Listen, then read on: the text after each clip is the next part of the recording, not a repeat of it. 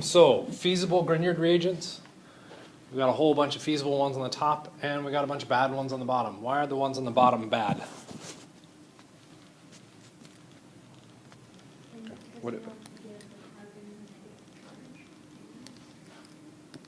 Okay.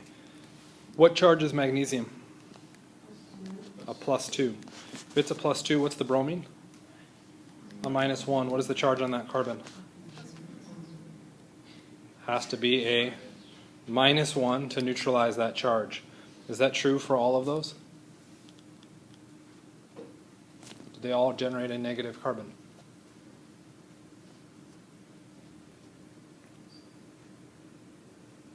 Do they all have magnesium connected to a carbon?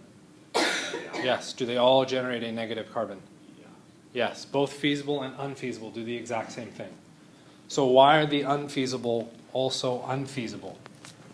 Because there's something else affecting that. Something else in that structure can react with the newly made Grignard. Remember, these aren't individual molecules. This is thousands upon thousands of molecules. If we look at that first structure, what else is in the compound? An acidic hydrogen. What can that acidic hydrogen do? Make it less negative? It can make it less negative. So we can exchange the magnesium, and we would end up with, in that case, if we attempted to make the Grignard, okay, where did that extra H come from? Step 2. Step 2 would be placing in that hydrogen. Remember, your Grignard reactions are almost always run in 2 steps. Step 2, we'd add our acid. There comes our hydrogen back. And we'd end up with our starting material. Why is the next one a bad one?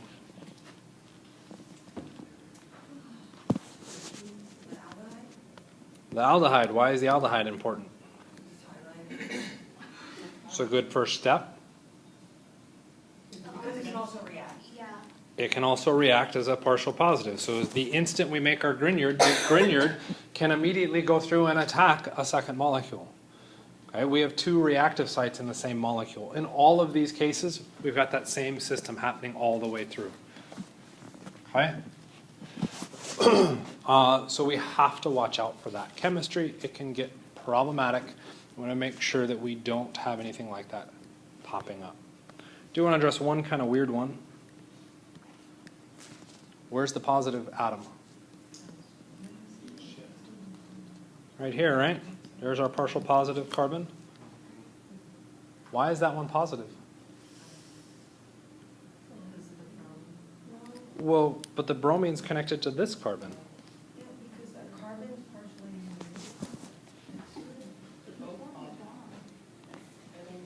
Both the purple carbon and the blue carbon are partially positive, yet we aren't highlighting the purple carbon. Why not? If it's a blue carbon, we're identifying an elimination reaction where we remove the hydrogen from that carbon, okay, to shuttle our electrons across. This is actually not a partial positive carbon. What are we referencing? The hydrogen that's connected to that carbon. The Grignard could remove those electrons, kicking out that species. Okay. Why is the purple carbon not addressed? Well, couldn't our Grignard just come in and do that? What do our purple arrows show versus our blue arrows? Someone already said the blue, so let's repeat that. Rearrangement of hydrogen. No. An elimination. An elimination. What is the purple arrow showing? Nucleophile addition. Not an addition, it's a substitution. Okay? Why is that important? In the substitution, what does our Grignard have to do? Attack backside. It's an SN2. What do we say about the backside attack? It's a sterically hindered system. Is our nucleophile or is our Grignard a sterically hindered species? Yes. Okay, our Grignards are very, very sterically hindered, regardless of what the structure looks like, similar to our sodium hydride. Because they are sterically hindered, we don't see them act as standard nucleophiles. They act as nucleophiles only when they are attacking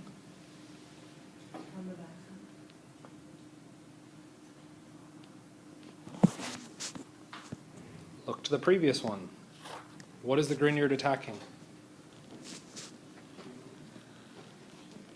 What type of chemical reaction are we running in this sequence of units?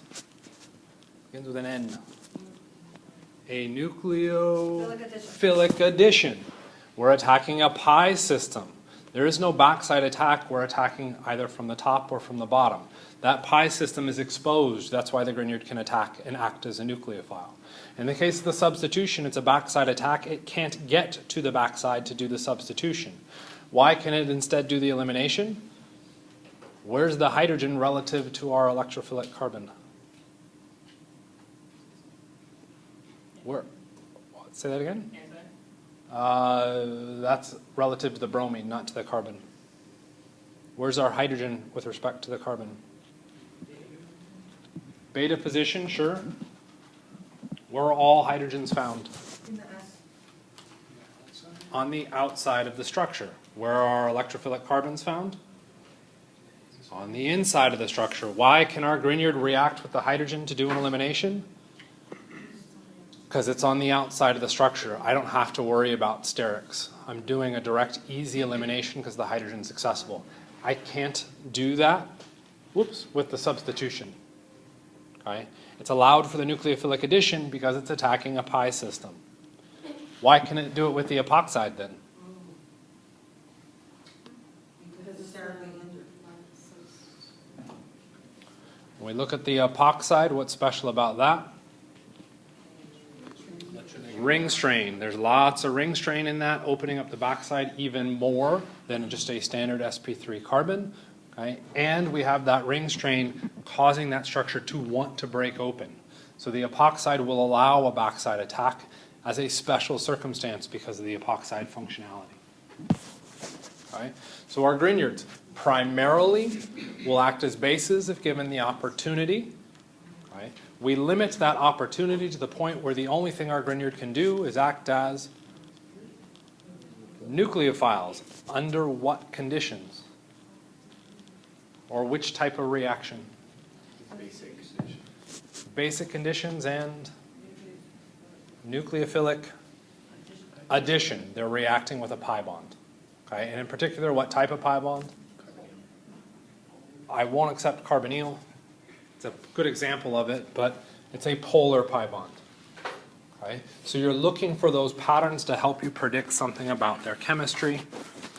Okay? We'll ignore that as a quiz because we already did one. You said the epoxide is going to be a substitution as well? What did you say? The epoxide will allow for a substitution in this case. Right? Why do we get the substitution? Yeah. We get the ring strain and we get that backside being more accessible. But we're not going to have a nucleophilic addition. We won't be able to do a nucleophilic addition. The epoxide as true. So yeah, it's functioning as a substitution with epoxides. So when we have substitution, you can't use reagent. Substitutions do not work well with Grignards. Check, would it attack itself then, in that one? With the epoxide? Or is it another- Internally, would it attack itself? No. None of these are referencing an internal Okay, so attack it's of not itself. another It's another molecule of the Grignard. Okay? Which brings us to the next fun one. We'll look at the Wittig reaction. Okay? What do you see changing in the upper reaction?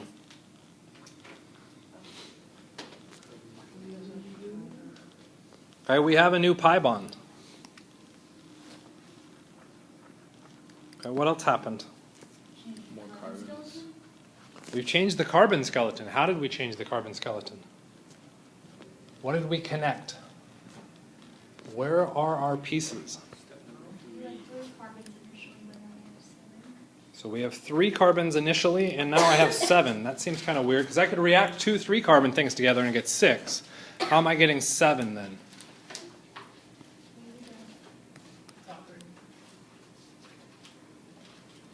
I don't understand top 3. Where are those 4 carbons? and the third reaction. Okay, so I am combining red with blue to make my final product. Where's the red structure in my final product? It's those top 3 carbons. And the blue structure would be the bottom 4. Everybody see that? Okay, so what things had to happen? Okay, I'd do an elimination. What did you eliminate? That gets a little bit weird, because if I eliminate bromine, where would you expect a pi bond to form? Yeah, somewhere in there, right? Okay, so I would argue let's not go with elimination. Bromine needs to be removed. Everybody okay with that? Okay, what else happened?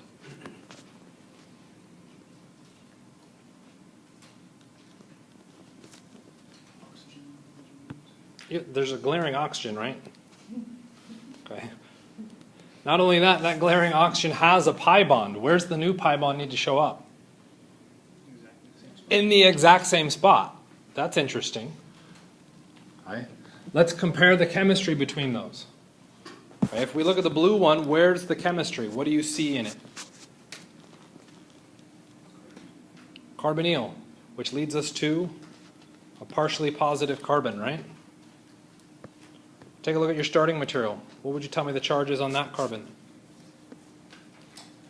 Exactly right, partially positive. Anybody see anything problematic with connecting 2 positive atoms next to each other? Yeah, they're going to repel. Something else changed.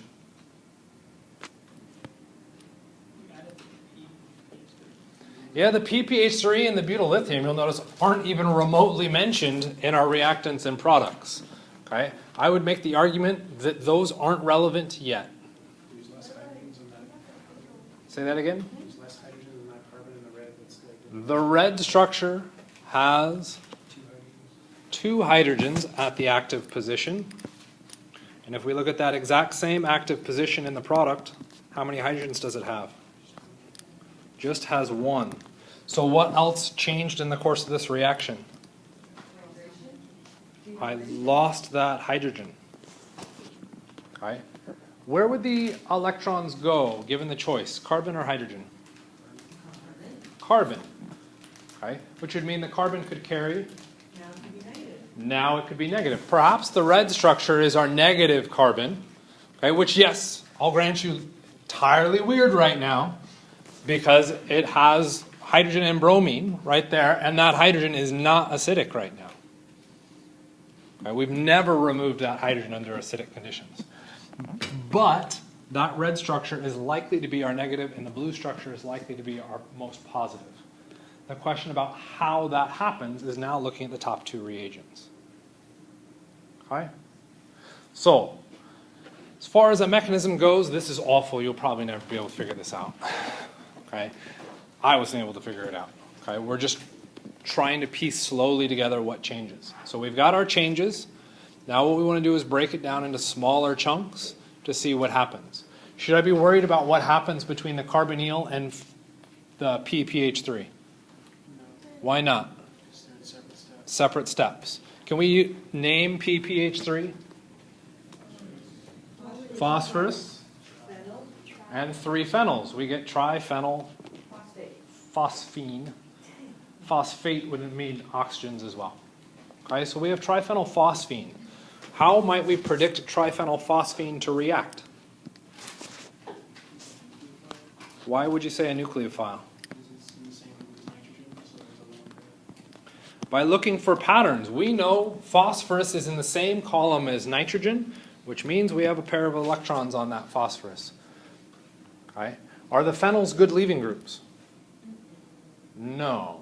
Okay, so the carbon or the phosphorus is likely not positive, it's likely to be. If it's not positive, it's likely to be negative, our source of electrons. Okay, so what is it going to need to find?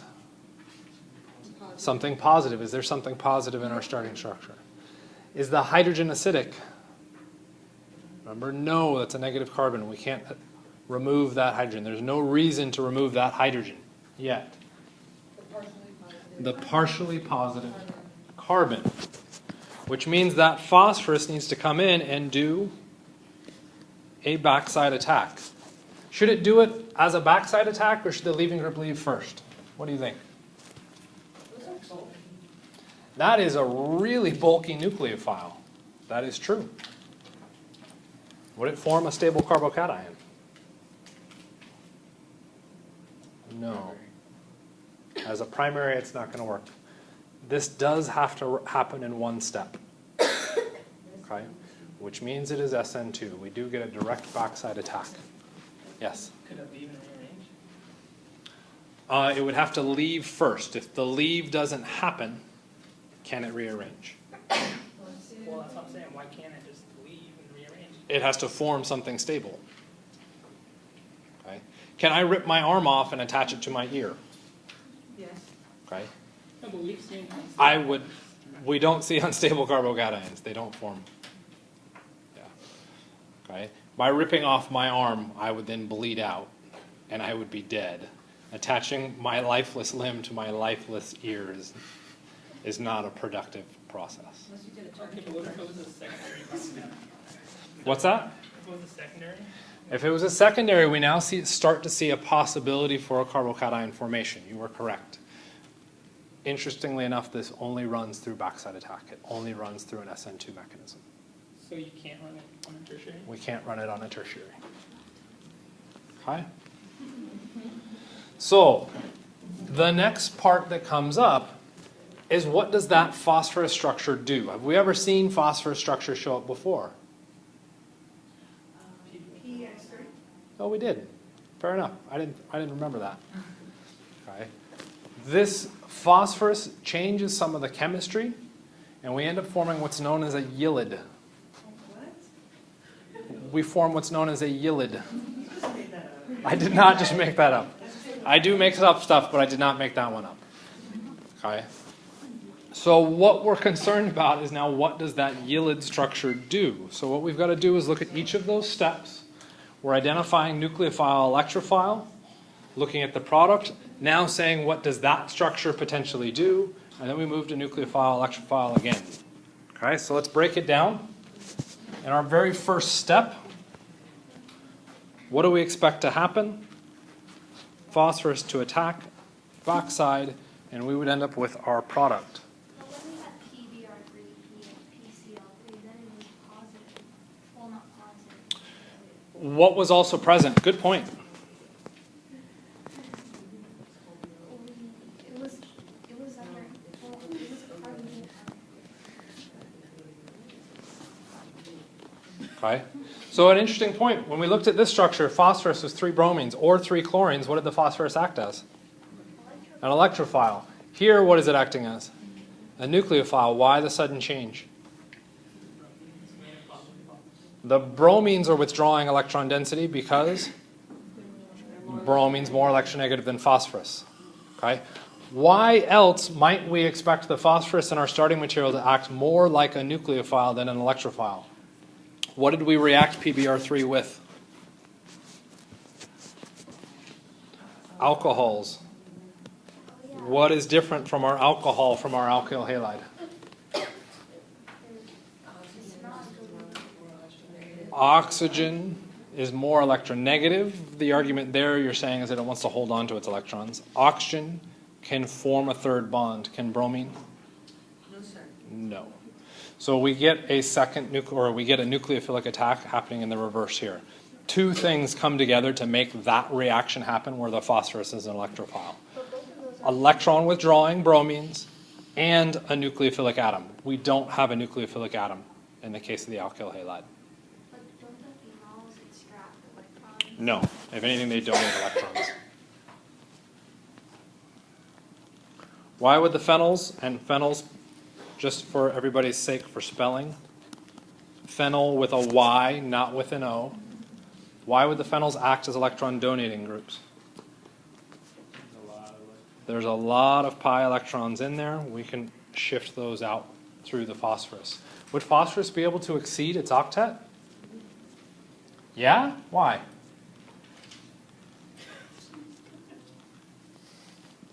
We go all the way back to Gen Chem. Where is phosphorus in the periodic table? Group. It's not because it's in the fifth group. Nitrogen can't exceed its octet. Because it's in the third period. Third period. Nice axis switch.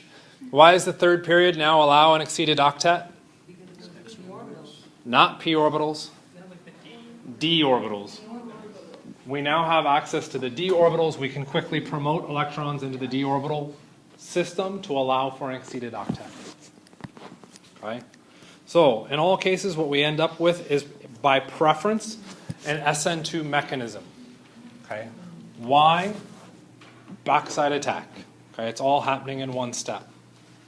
What's the product that's produced here?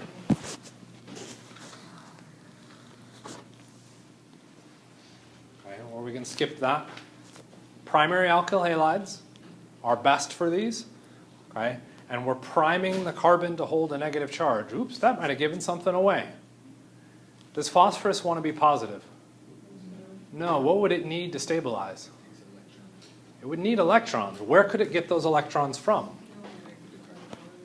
If it steals them from the carbon, don't we just undo what we just did? That would kind of defeat the purpose. What about H2? If it just leaves, we're doing exactly the reverse of what just happened here.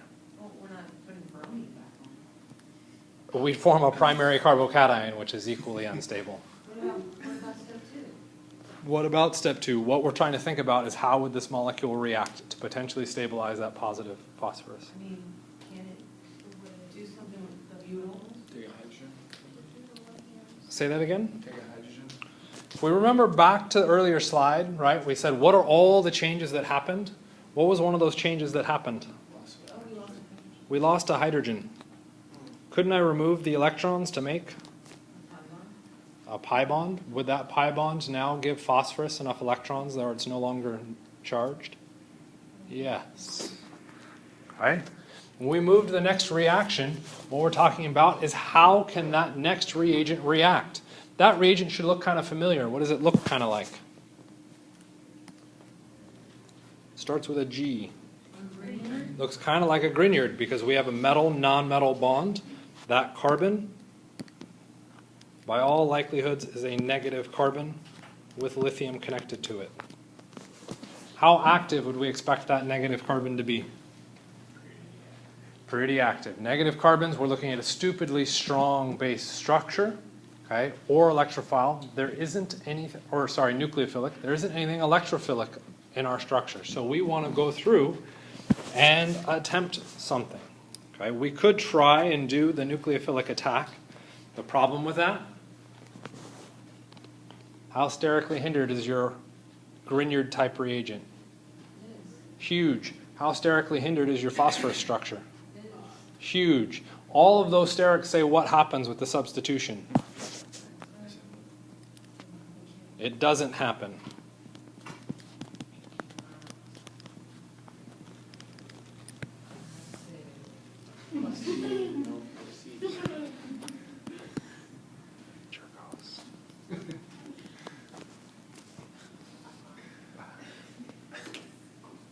If it can't act as a nucleophile, what is it going to act as? A base. A base. Where's the most acidic hydrogen?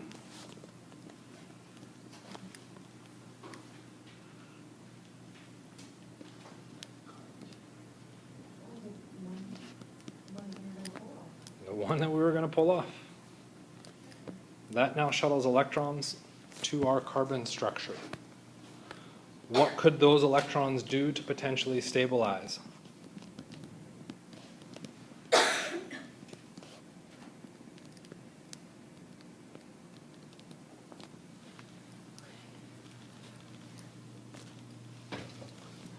There's a positive charge right next door. We could potentially do resonance to go through and show the stabilization of that charge.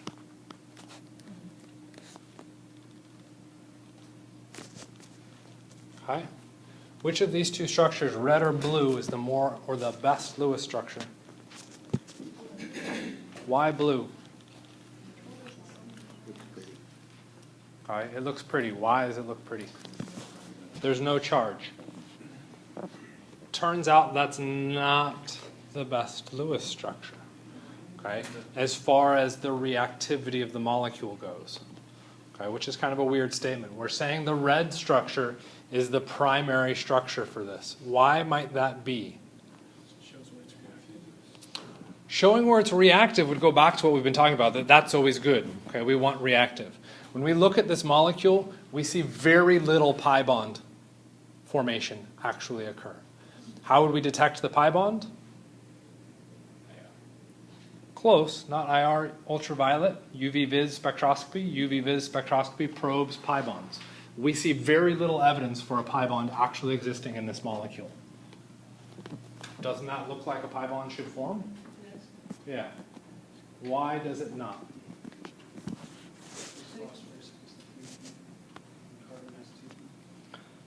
Carbon has a 2p orbital, right? Wait a second, so you're saying that it prefers to stay with the negative charge on the carbon? Yep. It shows like that. Yep. What's the ratio there, like 80-20, what do you say? I don't have an exact percentage there, but it stays favored as the charged. Yep, very low pi bond. The reason being, when we form a pi bond, what has to happen?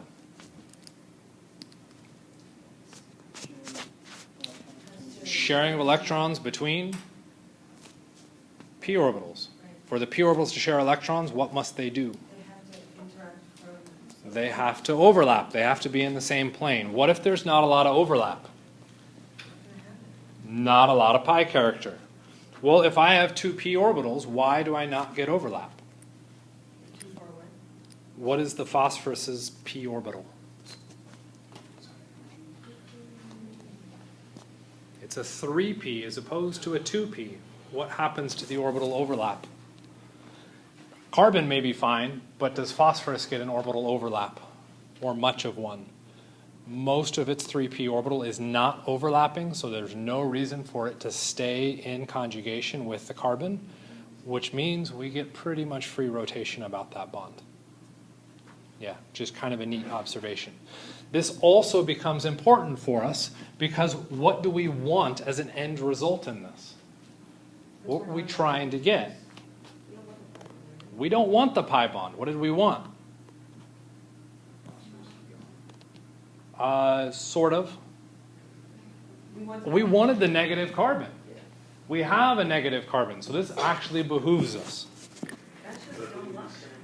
Yeah.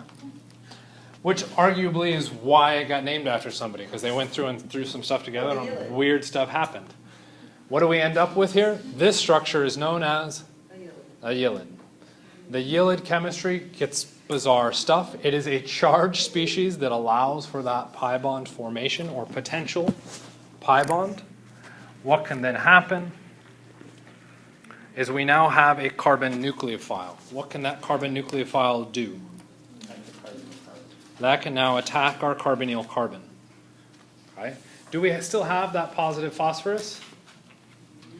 Yeah. We just took the electrons that were potentially stabilizing the phosphorus and we took them somewhere else. Is that going to make the phosphorus happy? No. So now the phosphorus is like, give me some electrons. What happens to the carbon I just attacked? Electrons would have to move away from it. So those electrons would go up to the oxygen, making the oxygen negatively charged. What was the issue with our phosphorus? It was positive. How close are these things? Pretty close now. Yeah, pretty close. These are effectively two pi bonds interacting with each other. These are right on top of each other, meaning okay. Our Ylide carbon attacks our carbonyl structure. The electrons come out from the oxygen and attack the phosphorus. We end up forming a four-membered ring. This should look kind of familiar to you. Should look kind of like the BH3 reaction. Okay? And it mimics it to a certain extent. Okay? How is it going through it? It's all because of phosphorus and those stupid d orbitals. Okay? That's really what's facilitating this. The next part, okay, and notice there's a big old debate on the mechanism here. Okay, so what I just drew was general arrows that roughly approximate what's happening. If we go through to actually look at that product, what might spark a mechanism debate? Do you notice anything potentially complicated within that product?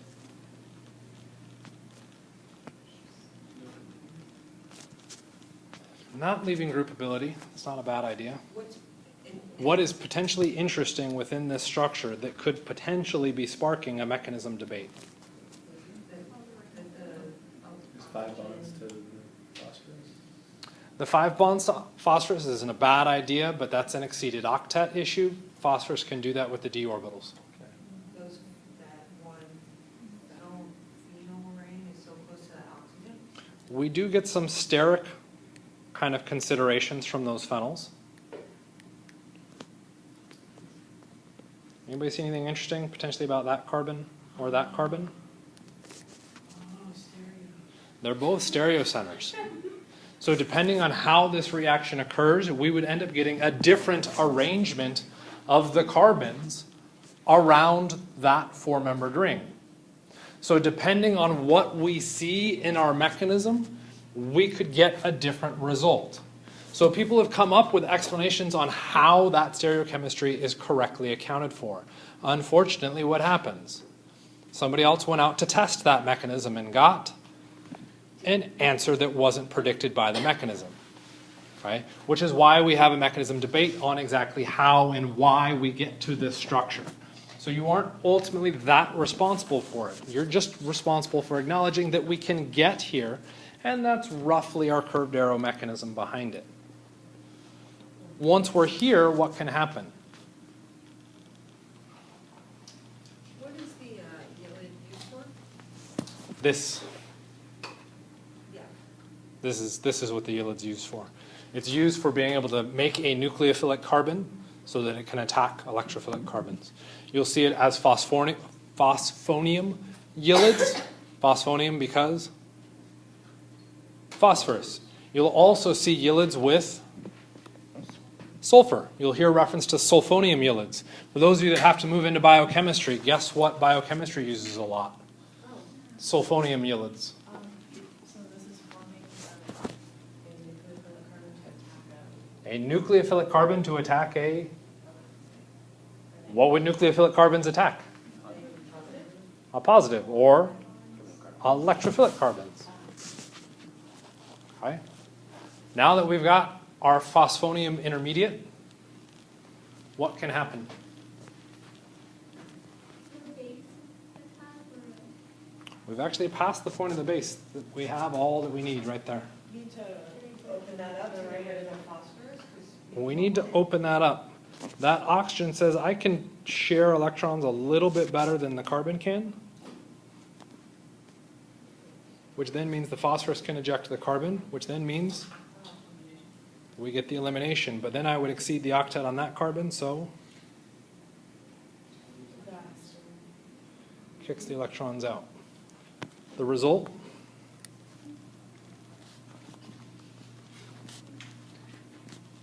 And then we have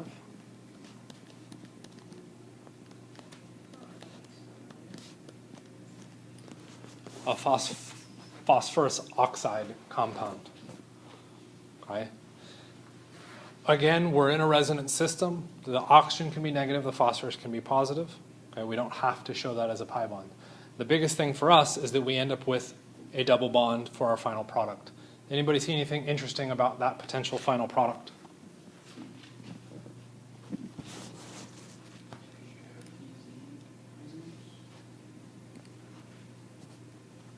These two groups are higher priority, or the highest priority on each side of the double bond, meaning we could end up with cis and trans isomers, or more appropriately, E and Z isomers. Okay? So which one would we get? Should we get the trans conformation or the cis conformation?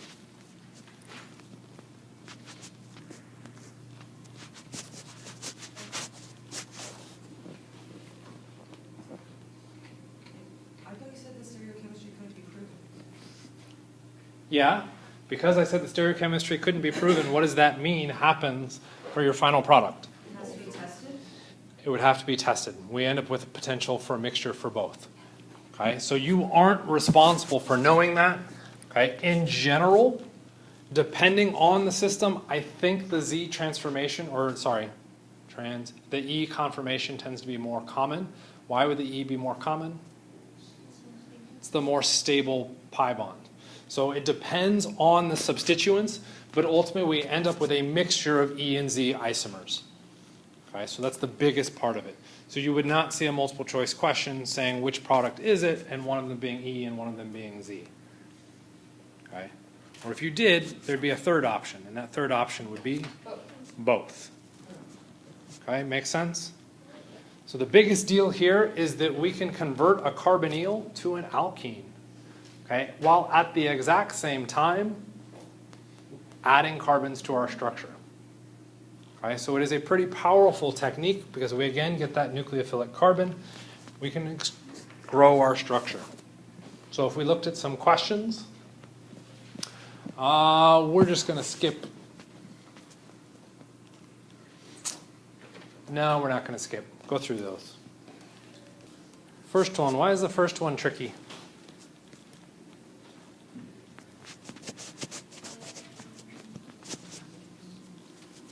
What's that?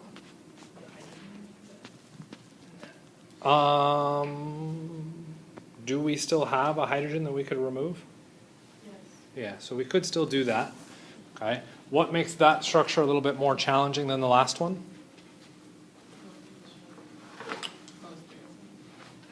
It's a steric hindrance. We still need the phenyl to do a backside attack on what kind of substrate? A secondary substrate. Is that as easy to do as the primary?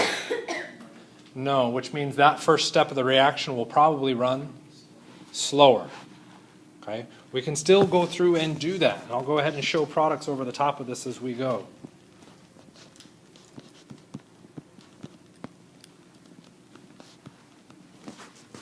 Okay? So we can form the phosphonium structure. That is going to be a slower reaction, but we can do it. Okay? What happens in step 2? Chemistry. Good answer. Our negative carbon removes the hydrogen, giving us the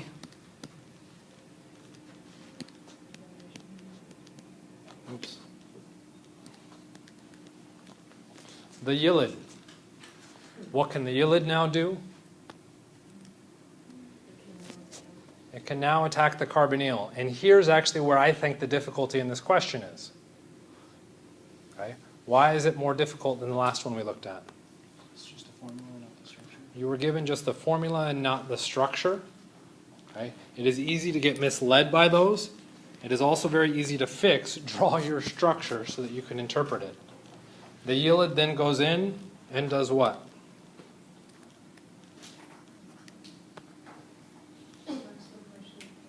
Attacks a partially positive carbon, kicks that out. We also get the elimination, and we end up with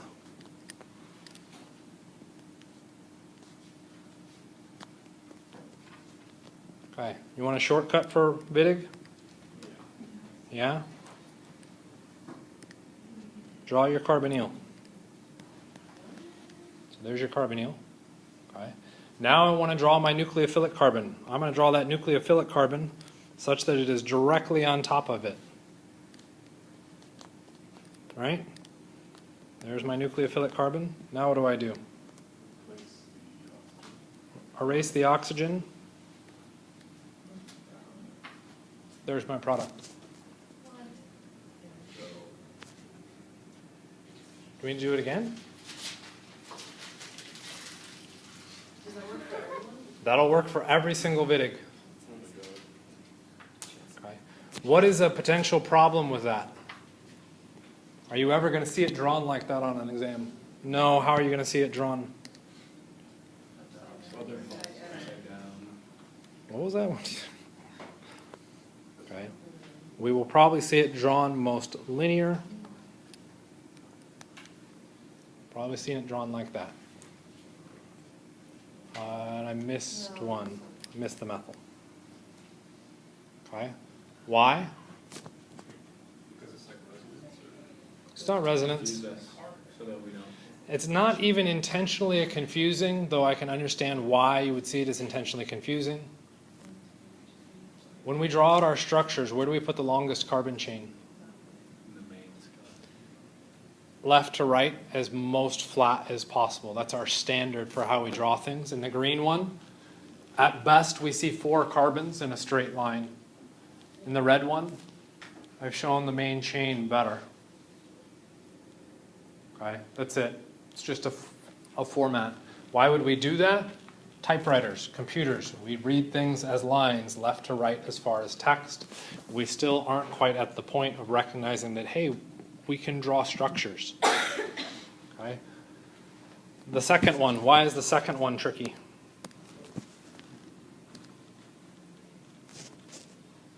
How many steps in a Wittig? 3. How many steps do you see for the second one? 1. What the hell? We already did the first 2 steps. Okay. Not only that, but when we look at our Wittig reactions, almost always, what do we start with? The alkyl halide, and we end with the carbonyl. Take a look at the second one. What did we start with? We started with the carbonyl, and we are reacting it with the active Wittig reagent. The order does not necessarily matter as long as we've got them clearly outlined. I could never start with the carbonyl and then react it with pH or PPH3, the triphenyl phosphate. Does that make sense? So when we go through to run this reaction, same deal. I'm going to draw out. In fact, since it's already drawn out, there's my pi bond. I'm going to organize it so that my nucleophilic carbon is right underneath. There it is. Okay, it has a hydrogen and then 2 more carbons. Erase my oxygen. Double bond done.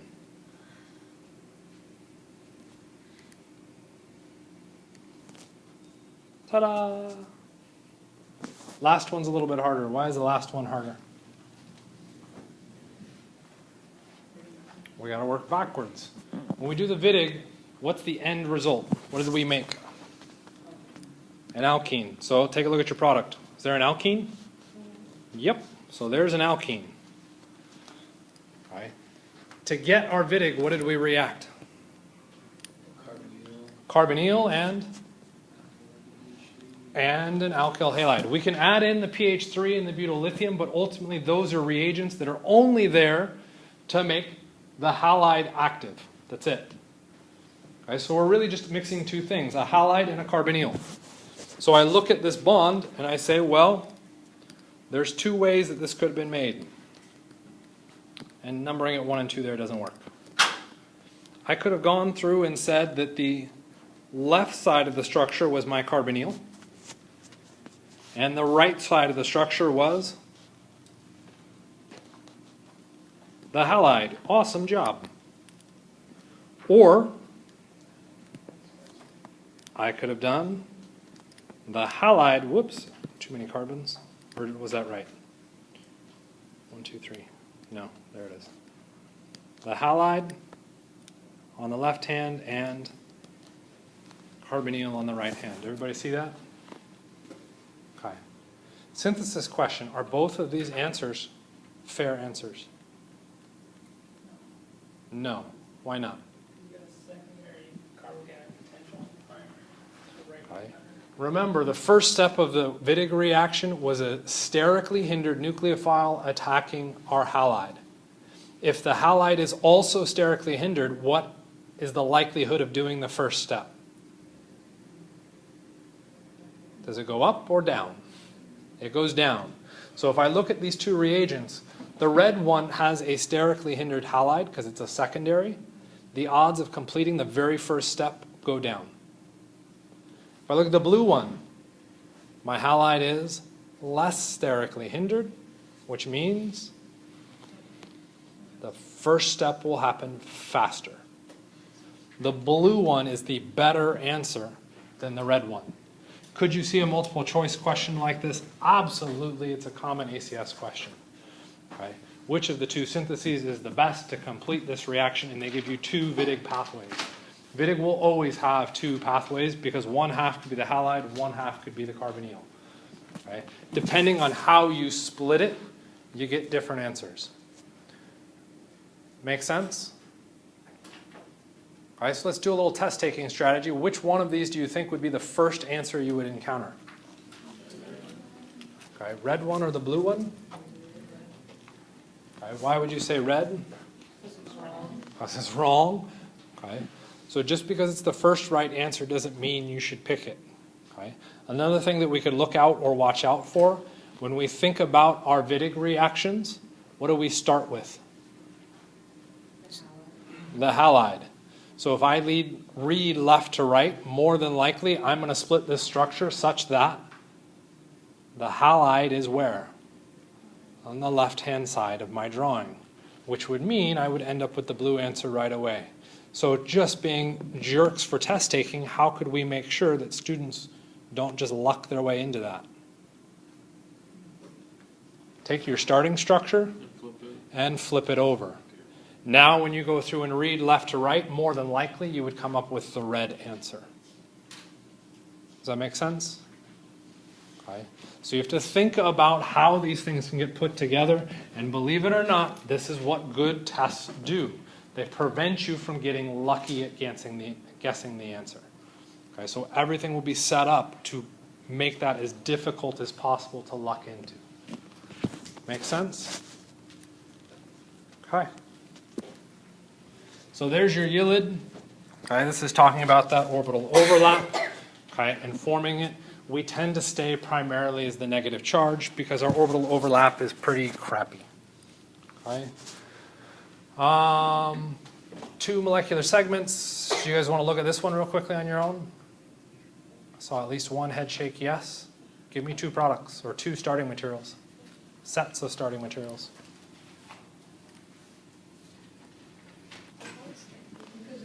They're both sterically hindered. They're on secondary halogens. There might be an argument that this ring kind of keeps that one mostly locked into a standard conformation, whereas this with the chain could potentially have that ethyl group do a little bit more kind of steric free-floating hindrance, making the red one slightly better. But I would make the argument they're pretty much the same. Okay? So I only mention it just because I know it shows up in biochem. You can also do this with sulfonium Ylides. Okay? Yes? So when we're doing the Wittig reaction, are we supposed to show both options that are answers? So if I asked you for a retrosynthesis that just said, provide me starting materials, for this one, all you'd have to do is provide 1. Okay? If I said, provide me 2, yes, give me 2. Okay? If we go all the way back, wow, where is it? To this one, you should again provide me 1, but this one becomes a trickier one to solve because There's 2 possibilities. are there 2 full equally possibles? There's a better one than the other. So if I ask for the synthesis of this, and let's just arbitrarily say 10 points, one answer is 10 points, the other one might be 7. Okay? Because you still understand the value of how that reaction works, but you don't understand all of the mechanistic details behind it to be able to differentiate them. Okay? So this is there just because I know it shows up in biochem. Okay? It's ultimately the same type of thing. In this case, it's the transfer of a methyl group. Okay? Which, as far as biochemistry goes, you get lots of methyl transfers. Virtually everything in DNA analysis is done through methylation. Okay. Another fun thing that we could throw in there, just for the heck of it, you heard of meth? Why do we call it meth? It's a methyl group. All they're doing is adding a methyl group to a structure in the synthesis of the drug meth. Okay. So that's not an easy process to do, which is why people tend to die in meth labs, because they make tons of nasty chemicals. We're adding effectively a negative carbon. Okay? Negative carbons are highly reactive, which is why they become problematic. Okay? You can use epoxide, or you can make epoxides with these. It's kind of just a whoopee. There you go. Do a quick synthesis break. We talked about that one? No, we haven't, because it's going to be a hard one, so let's not do that one. Okay, what I do want to get to, remember our reactions? You need to know these. Okay? When you go through and do synthesis, that's one of the things you're trying to do. What reaction allows me to do this step?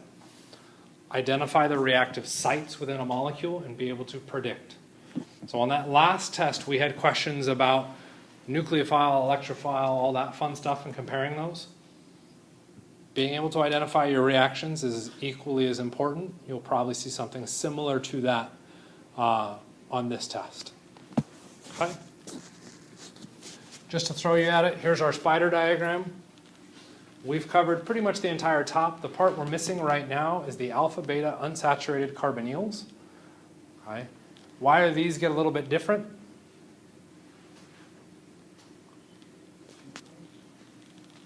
Okay. Interesting, yeah, we can see there's two products here. Why are we seeing two products? There are two positive carbons in this. A standard carbonyl has just the electrophilic carbon where the oxygen is located, right? As soon as we bring in an alkene, well, does an alkene have a positive carbon? Depends what it's attached to. I'll sort of accept that answer, but I'm going to say no for the moment. Because the instant you say, well, attached to a carbonyl, you're right, but I don't want that. We just look at a standard alkene. How do standard alkenes act? You know, As nucleophiles, they donate electrons. Here's a standard alkene, or an alkene, right? When we attach it to a carbonyl, what happens? We can do resonance. In drawing that resonance, what do we see happen?